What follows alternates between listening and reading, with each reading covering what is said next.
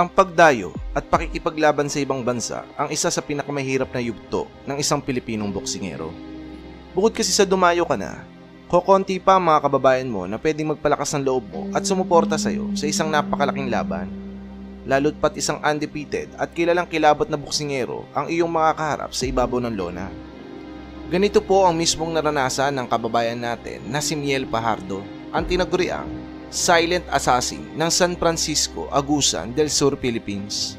Matapos nga po nito makaharap ang number 1 prospect sa light flyweight division ng bansang Argentina at undefeated fighter na may malabakal na mga kamao dahil po sa sobrang lakas nga po nito.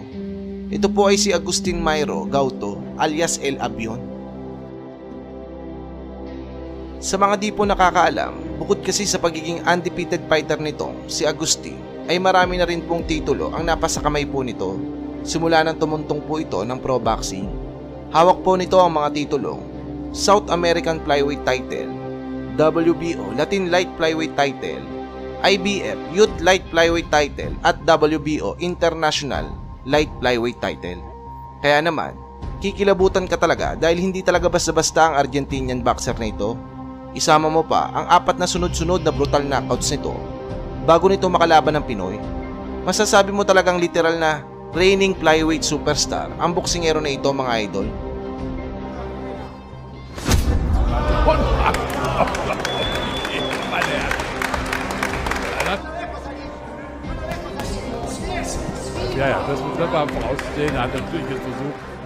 Kaya naman, ultimo mga manonood ng araw na yon ay walang kabilib-bilib na kaya nga pong talunin ng Pinoy ang katulad ni Agustin Gauto.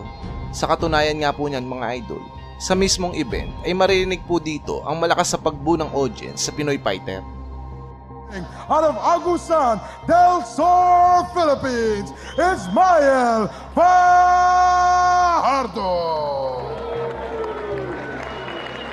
Tila ba, iniisip ng mga audience na magiging madaling laban lang ang Pinoy sa Argentinian fighter at hindi ito makakapagbigay ng magandang entertainment? Kumbaga, parang pagkain lamang ang Pinoy na hinanda sa halimaw na Argentina. Ganon nila maliitin ang Pinoy, mga idol. Ngunit iba pa rin talaga ang puso ng Pinoy. Bagamat malakas at hindi basta-basta ang kalaban, ay ang tanging lakas ng loob at tapang bilang isang Pilipinong mandirigma ang bit-bit nito. Hindi po ito nagpatinag sa malakas at multiple champion na Argentinian boxer.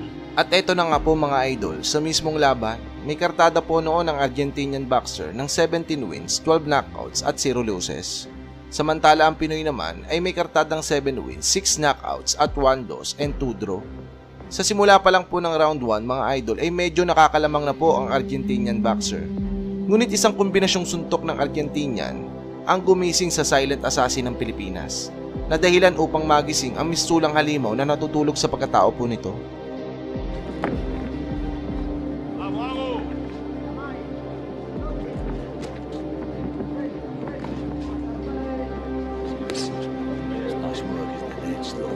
With the eyes running to the belly. Like that nice jab to the head. Still dead, then as well with the second attack. I think he might feel he's hurt him with one of those body shots because he's really getting on him here, Fajardo.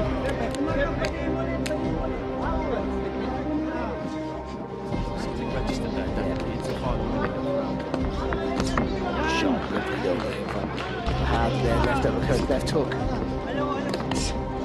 There from Gauto, they both land at the same time. He's having a good opening round here. It's a Pino fighter. It's already turning into a good fight. Right hand there from Gauto. Better from Gauto, he's got his hands. Got a good body shot himself there, Gauto with the left hook.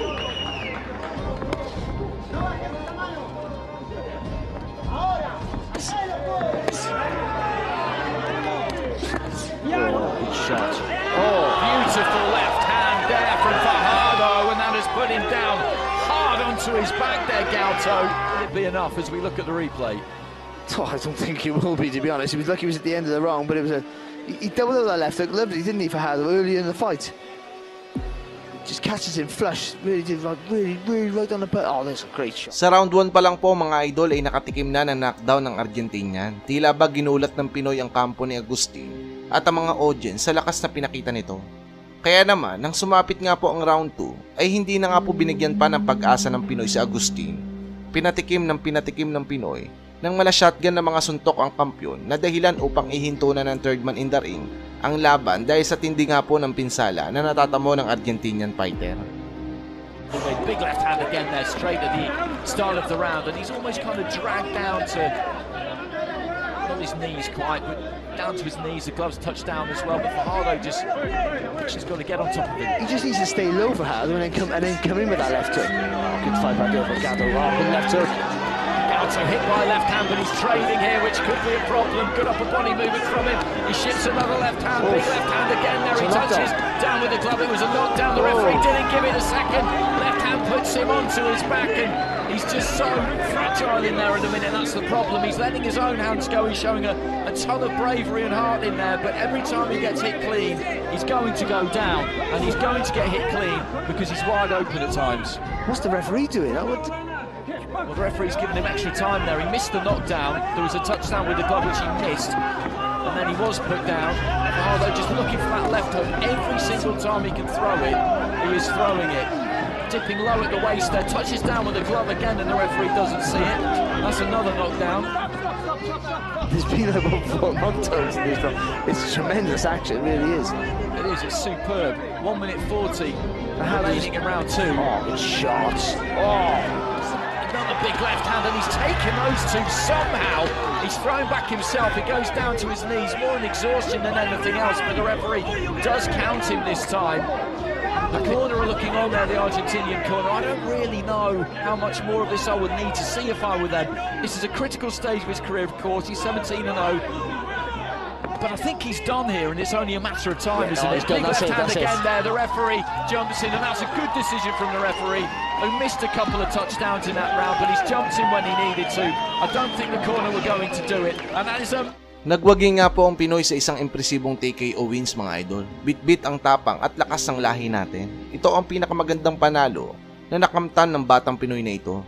Kaya naman napasama ngayon si Miel Fajardo sa linya ng mga best prospect ngayon ng Philippine boxing. Mula sa bayan ng Antipolo City, sa bayan ng Rizal, ay may isang boksingero ang lubos na hinangaan ng ating pambansang kamo, Manny Pacman Pacquiao. Ito ay dahil sa malahalimaw na kalibre ng batang ito pagdating sa ibabaw ng lona, na tila ba isang mabangis na hayop kung lumapa ng kalaban. Kung kaya't dahil nga po dito ay tinuring nga po ni Pacquiao na tila ba isang anak ang batang boksingero na ito at handang tulungan mapaunlad ang karir nito mula sa paglalaro ng boxing dahil sa potensyal na nakikita ni Manny Pacquiao dito. Ngunit ganun pa man ay hindi nga po nito inasa sa ating pambansang kamo ang pagiging boksingero nito. Ito ay dahil gusto nga po nito gumawa ng sariling pangalan sa larangan ng boxing at makilala sa pamamagitan ng sariling lakas, dugo at pawis nito. Kung sino ang boksingero na ito, ito'y walang iba kundi si Adrian Lirasan, ang binansagang Wild Beast na lumalaban po ngayon sa dibisyon na Super Flyweight. Bagamat baguhan sa larangan ng boxing, mabibigat at mga dekalibreng Pinoy boxer na po ang naka-sparring nito sa kanyang training, tulad ni John Riel Casimero, Cuadro Alas at Mark Magnifico Magsayo. Kaya naman, masasabi mong talentado at malakas ang batang ito. Binansagan din itong Thai Destroyer dahil mula taong 2019 ay 3 dekalibreng mga Thailander ang pinarusahan po nito sa ibabaw ng ring na pinataob lahat nito na dahilan upang masungkit nito ang titulong WBC Asian Super Flyweight title na nagbigay ng matinding takot sa mga taga-Thailand. July 27 mula sa kasalukuyang taon 2023 sa muling pagsampa nga po sa lona ng batang Wild Beast ng Antipolo ay muling patutunayan po nito mula sa kanyang tatay-tatayan na si Manny Pacquiao at sa buong Pilipinas na isa siya sa magiging future world champion ng ating bansa. Sa tagpo na ito ay makakalaban ng ating kababayan ang kapwa nitong bagito na pinagmamalaki po ng mga Indiano dahil sa liksi at lakas po nito na si Sidant Laquera. Sa paghaharap pa lang ng dalawa sa ibabaw ng ring ay makikita mo na kung gaano nga ba kadeterminado ang Indiano na wasakin ng kababayan nating Pinoy. Unang round pa lang ay sobrang liksi at agresibo na po ni Sidant Laquera. Samantala, ang ating kababayan ay tila ba pinag-aaralan pa ang galawan ng Indiano. During the guys of the body as well, really pushing Sidant back, but straight from distance. It's normally a heavy left hand down the middle from Adrian, but Sidant firing back with a left hook.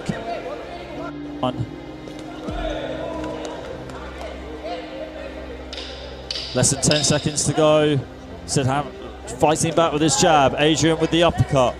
Adrian closing him down, trying to line up another left hand to the body, but getting one to the head, and that's going to do it for round number. Sa pagsapit nga po ng round 2 mga master, ay tila ba nahuli na ng kababayan natin ang laruan ng Indiano. Kung kaya't kaawa-awa nga po ang sinapit dito mula sa malalakas sa bitaw ng ating kababayan. Turk.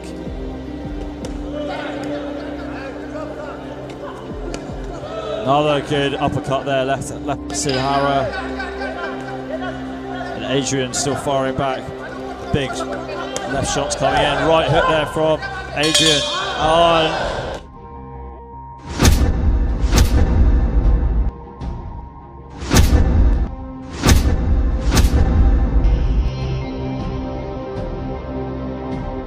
Sa round 3 mga idol, ay tila ba naging human punching bag na ang kalabang Indiano.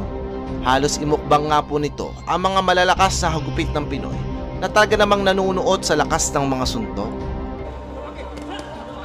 Left hook there, left uppercut from Adrian. Left uppercut there from Adrian as well. Jabs to the body from Adrian too. Really attacking the body now. It's not letting Lakhara off the hook at all. Adrian Larasan still finding a home for his uppercuts as well. Right uppercut landing as well. Left straight there. Still one-way traffic. Big clubbing left hand there. Lots of power behind it. And here we go. Larasan still teeing off on Lakhara. Lakhara trying to pick his punches. Doesn't want to punch himself out too much. So the heavy round, but that left hand hitting the mark well. And here we go, Adrian Larasan teeing off again on Lakhara, delivering hard right hooks, left hands there, going to the body too. How is Lakhara still standing? Less than 10 seconds to go, and Larasan hasn't stopped firing these bazooka bombs.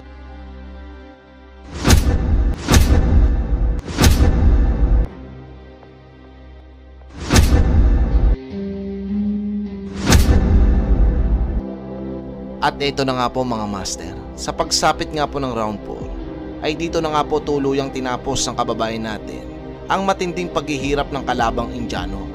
Ngunit tila ba nasobrahan sa lakas ng suntok ang Pinoy na resulta upang muntikan ng malagutan ng hininga ang kalaban nito. Right hand connects there for Lakhara. He's got to grow his confidence.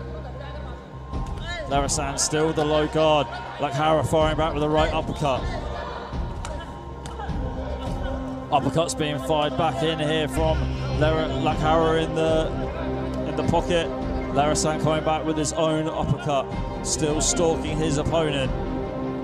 Lakhara on the back foot, going into southpaw by the looks of things. Landing a left hand but moving back into orthodox.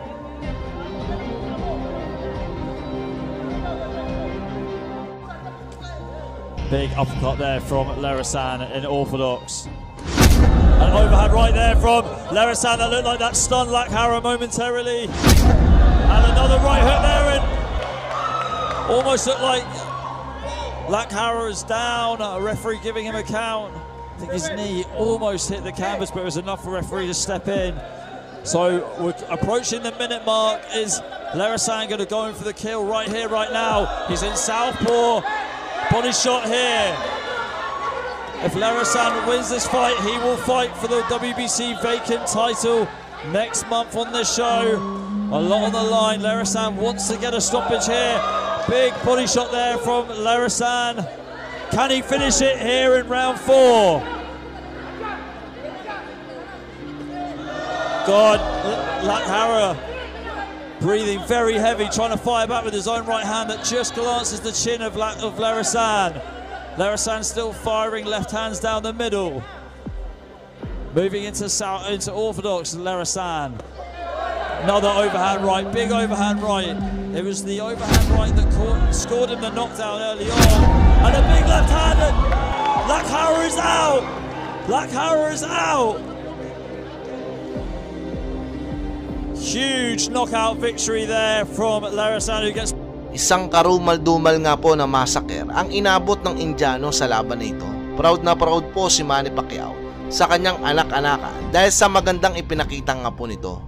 Sa paglipas nga po ng panahon, bagamat unti-unti nang nauubos ang mga naturingang kampyong mga Pilipino, ay mayroon pa rin mga Pilipinong mandirigma mula sa makabagong henerasyon ang ipinanganak upang ipagpatuloy ang legasiya ng mga naiwan ng mga alamat na boksingero ng Pilipinas. At isa nga po dito mga idol ang tubong Tagalagawe Ifugao, Philippines na si Corbin John Balitok na Tuplag o mas kilala sa KJ The Ipugo na Tuplag. Isang Ifugao boxer na naghahatid nga po ng karangalan ngayon sa ating bansang Pilipinas. Taong 2021 nga mga idol nang una nga po itong tumuntong sa bansang Dubai upang harapin ang tinaguriang hard puncher ng bansang Colombia na si Argel Berrio na may kartada noon na 18 wins, 8 losses at 11 knockouts. Samantala ang kababayan naman natin na Ifugao ay may kartada noon na 8 wins, 3 losses at 7 knockouts. Sa laban na ito ay underdog ang kababayan nating Ifugao dahil sa lawak nga po ng experience ng Colombiano kumpara sa Pinoy. Isama na po natin ang bato-batong pangangatuan pa nito. Ngunit sa mismong laban nga po mga idol, dito ay ginulat nga po ng Pinoy Ifugao ang mga tao dahil sa tindi at lakas sa mga kamao na pinapakawalan nito na nagpayanig sa Colombian fighter.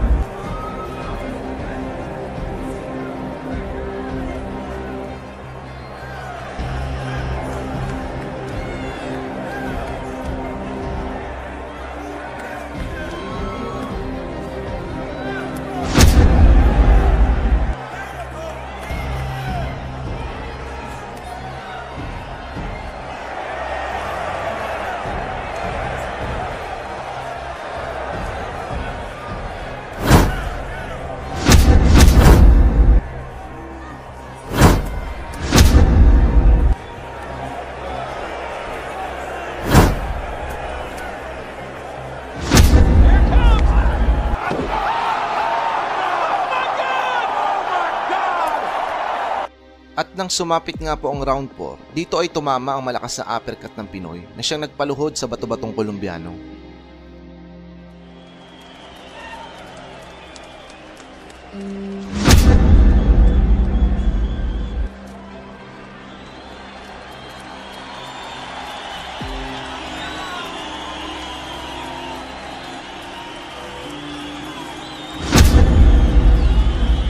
At nagwagi ito by technical knockout decision mga idol.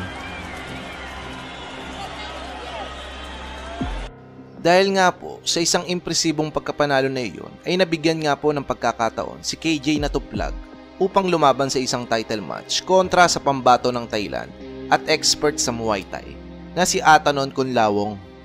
Paglalabanan po nila ang bakanting WBC Asian Boxing Council featherweight title.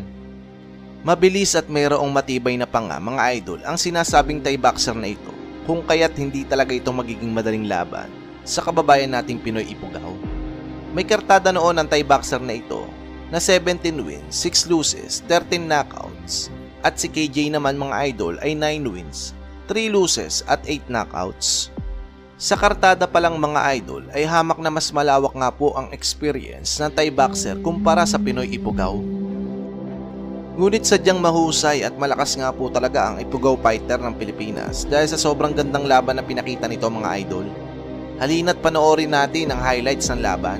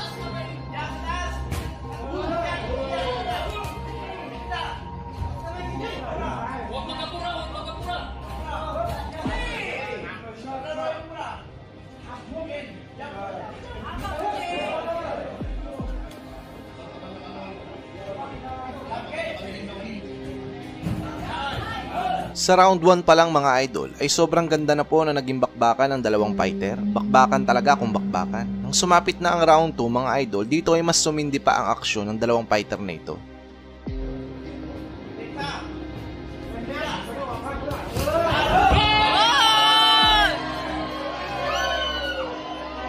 Nakatikim nga po ng isang knockdown dito ang Thai boxer. Ngunit hindi nga po ito binilangan ng referee mga idol. Kahit kitang-kita naman ang pagtama sa pagmumukha nito ang malakas sa right hook ng Pinoy Ipugaw. Ngunit hindi po talaga kinaya ng Thai boxer ang lakas sa mga kamao ng kababayan nating Ipugaw mga idol, sapagkat sa second rounds lamang po ay tinapos na po ng kababayan nating Ipugaw ang laban. Matapos nga po makatikim ito ng isang solid na left hook na nagpalaglag nga po sa lona sa Thai boxer na ito mga idol. Uy! Depensa! Depensa! Hoy! Depensa ka dyan! Go! Oh!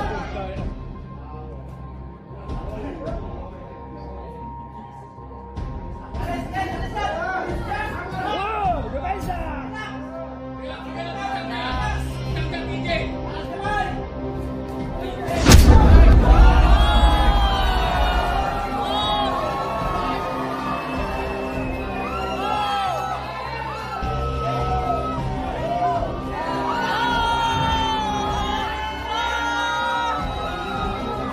Sa sobrang lala nga po ng pinsala na tinamo ng Thai boxer ay muntikan pa nga po itong lagutan ng hininga sa mismong lona matapos nga pong mahirapan huminga. Matapos nga pong makatikim ng mga solid na mga suntok sa Pinoy. Grabe po kasi talaga ang lakas sa mga kamao ng Ipugaw fighter. Isa po ito sa mga pinakamalakas sa kamao na aking nakita mga idol. Sa ngayon po ay lumalaban si KJ na Tuplag sa featherweight division mga idol. Ano sa tingin nyo po? Pwede na po ba ang Pinoy Ipugaw fighter na ito sa mas malalaking laban sa Amerika? Comment ka ng opinion mo idol at pag-uusapan po natin yan sa comment section.